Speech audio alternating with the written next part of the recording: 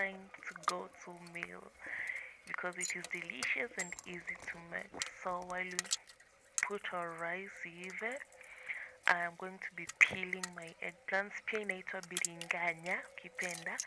I'm peeling my eggplants. There are people who love their eggplants unpeeled, but I love mine peeled because it's easy to cook and chew when peeled.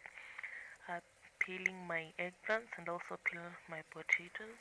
I love mixing eggplants and potatoes because it is more nutritious, more delicious. Na pia inafanya chakula inakuwa mingi.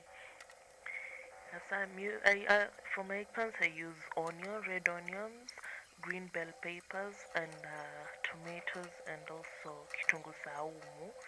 Nimesahau kitunguu saumu inaitwa nini kwa English. Lakini I usually grate my tomatoes and bell peppers because I don't like seeing those strands in my food.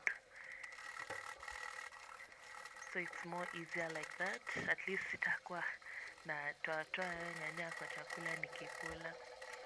It makes the nyanya disappear, and also I don't get to see those, the strands.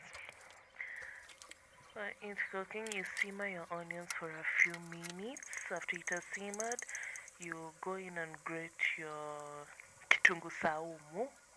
Grate your kitunguu saumu. Wallahi nimesahau kwa Kiingereza ni nini. Grate your kitunguu saumu, and then simmer until it is a bit golden brown, and then add in your bell peppers that you grated and the tomatoes. For this I also used some more spices. I added in tomato paste, and also I use the ketchup tomato paste. Is it ketchup? And also added in curry powder, black pepper, and salt. In addition, I use the Royco spice for dry and wet fry, and Royco cubes in it. It makes your food finger licking good. Yani, utakula hadi ushibe.